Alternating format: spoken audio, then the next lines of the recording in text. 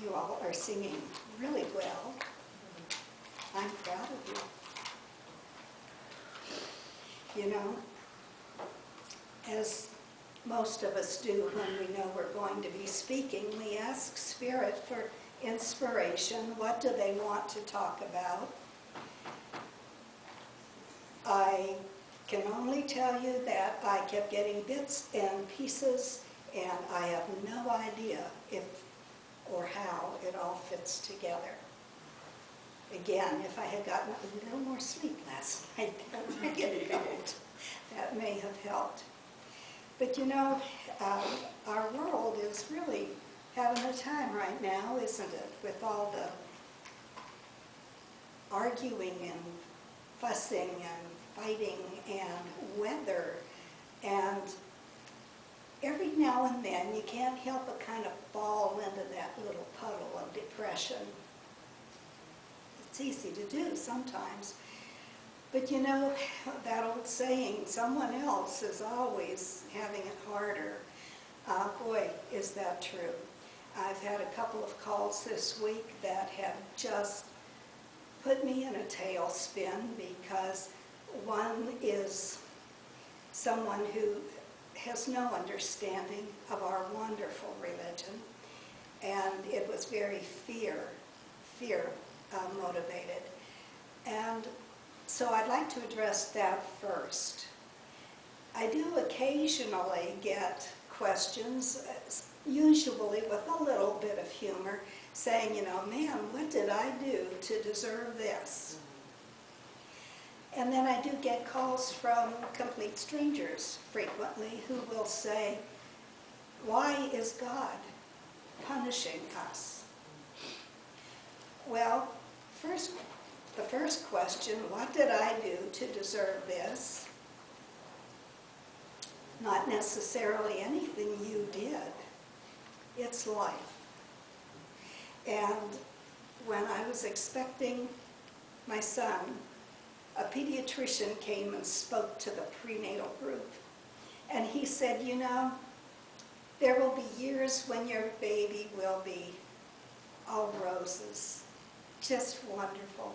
Happy child, very obedient, very sweet, sleep through the night, you know, wonderful.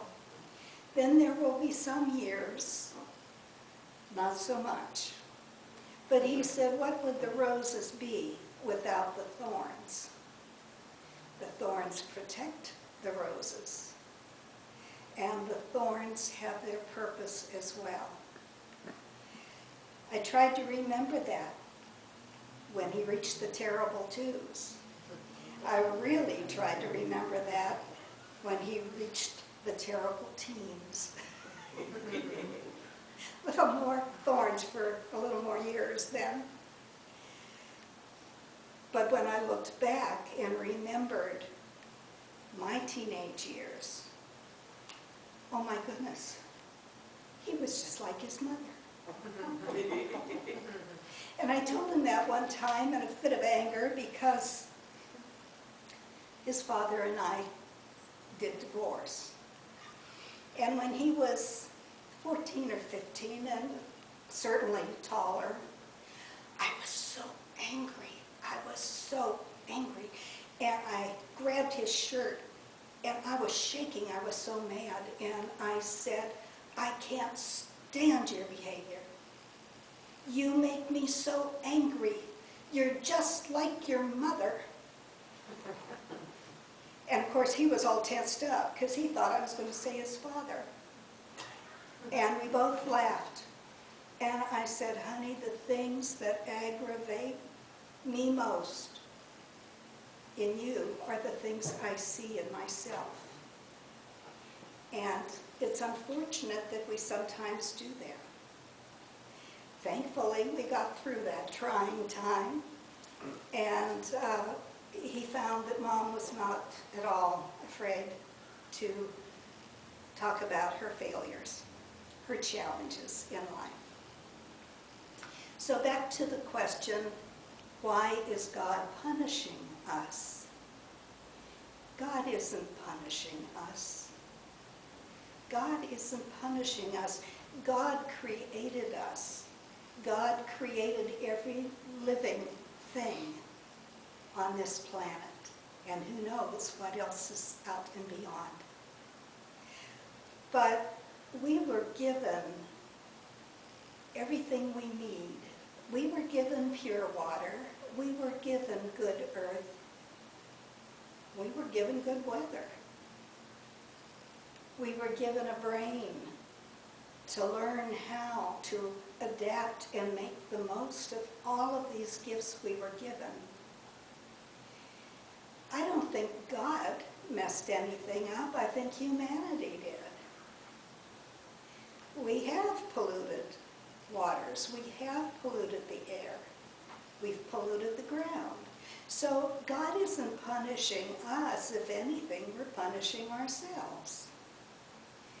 Well, you know, sometimes we're slow learners. And perhaps it has taken a lot of anger, a lot of terrible natural disasters all over the country and in the world for that matter, because that, unfortunately, is what gets our attention. And isn't that the truth? We take so much for granted. We take our own health for granted until something upsets the apple cart, and then, oh, woe is me. I'm not talking about Ron, I promise you that. He is really ill. But we just have been given so much with our own lives, and we can get caught up envying someone else or being jealous of someone else. Why don't I have what they have? Why should you? You have your own fingerprints. You have your own path of light. It's up to us to fulfill our destiny and our purpose. And when people say, well, I don't know what my purpose is, I understand that too. It's like asking a 10-year-old, what do you plan to be? Because we need to start gearing your classes to prepare for that. I was asked that in high school and I didn't know. and I believe the statistics show that freshmen in college will change their major 4 times. How do we know until we get in there, get involved, start doing the work, start learning? How do we know what our path is? The problem is if we're like an old beat-up car and we get stalled, so we're not going anywhere. We're not making any progress. We're just kind of stuck. Well, people can relate to that right now because of all the health conditions, because of everything that's going on in our world. But you know, if you stop and be honest with yourself, you may have already been kind of working through that. This is just bringing it all to a big, big thing because it's affecting everyone. Usually, you know, we do have our separate paths and we do kind of wander along, taking our time and going our own way. But when there's suddenly so much that has changed our lives, and in many cases it has changed them forever, we had gotten so comfortable in that rut. Didn't feel good, you could just wallow around in it. And now, oh my gosh, things have changed. Now what? Well, I tell you friends, that's when someone who knows God, and I don't care what religion you are, the goal of every religion is to help us know God. But when you know God, you can keep on keeping on. You don't feel as if you're personally being punished. You don't feel as if, oh my gosh, it's all my fault. What did I do? You think about, all right, this is happening. I don't know why, and I may really not like it, but there it is. So how do I respond? What do I personally have to do to keep myself in balance? No matter what else, how do I keep myself in balance? Clearly, if you watch the news, you can see not many people are doing that. Maybe they forgot how. Maybe they just got a little too caught up in the negativity. But again, it's up to us. We talk personal responsibility all the time. Our healing prayer says, and I will do my part. So as much as we just want to wake up tomorrow and everything's back to normal, whatever our normal was, it just doesn't work that way. I don't know about you, but I always get grounded and back in balance by being at church. Rather, I'm speaking because Spirit tells me what they want to be said, or rather I'm hearing one of our other speakers and learning from that. By being surrounded with people of a certain vibration. You know, if you're here, you either already know God or you're wanting to strengthen that connection. So we all have the same ideals. We all have the same goals, the same hopes, the same dreams. And whatever level of learning we are, we're doing it together. And isn't that a good feeling? Isn't that a good feeling? I've had so many people tell me when they come into this church that, oh my gosh, I thought I was crazy. I tell them, join the club. It's a good crazy. People need to be where they feel they can achieve spiritual growth and understanding. And some people can do it on their own, and I'm glad for them. And we can all do it ourselves a little bit every day. But don't you notice the difference when you have been with a group of like-minded people? You might drag yourself in, but by golly, you're going to be all perfect by the time you leave. At least that's my hope. I see it all the time, and I certainly know it for myself. So how do we deal with stuff that's going on around and about us? Well, some people just shut it all down. They don't want to know. I just can't do that. I guess I'm too nosy. But when I see something and, you know, I say a prayer. Maybe I can't go fight a fire in California. I don't have that knowledge. But I can certainly pray. And don't ever think your prayers don't matter. Because several weeks ago, I had to miss a Sunday service because I had something. You know, I hope you haven't had an illness, but if you have, I hope you were able to feel the healing that was coming to you. It just came in waves, and it was wonderful.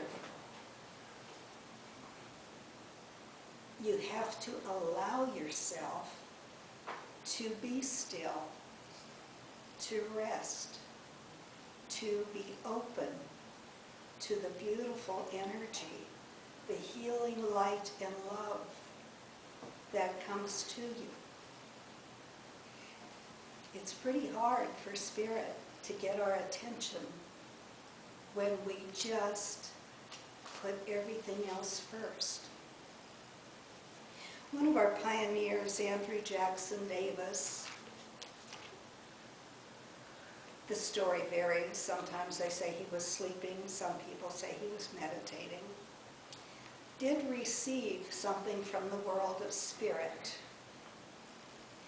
And he wrote that they said, "Behold, here is thy magic staff.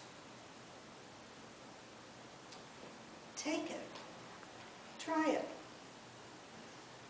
walk with it and talk with it. Lean on it, believe on it forever." He wasn't talking about a literal staff.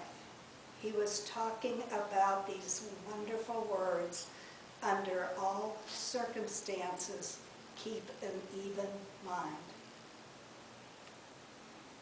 I can't tell you how many times that's gotten me through a situation. Because the human part of us could be bouncing off the walls, you know, depending on what's going on. It's a reminder that Spirit is always with us. Certainly our family, friends who have gone before, certainly they check in on us, and certainly that love never dies. So, of course, they're wanting to help lift us up. But Spirit, eternal Spirit, infinite intelligence, we have that within us. A spark of that light is within each and every one of us, so we never go through anything alone. Never. It's impossible. So keep that in mind. If something upsets you, under all circumstances, keep an even mind. Take it, try it, walk with it, talk with it, lean on it, and believe on it forever. It will get you through anything. It reminds us that God is always within. We're human, but that part of us, that God spark, is not going to go out ever, even when our physical body passes. That's our soul, that's our spirit, that's the part of God that we are going to be returning to and being with. That knowledge will get you through anything.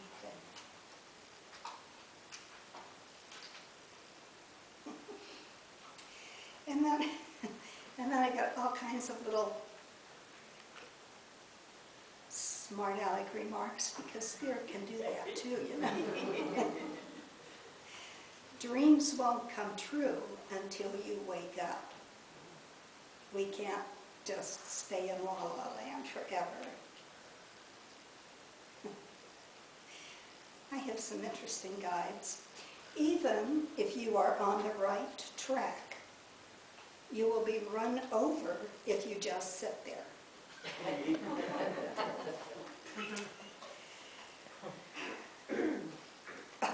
And my very favorite, and I will close with this: learn from the mistakes of others. You cannot possibly live long enough to make all of them yourself. Thank you for your kind attention.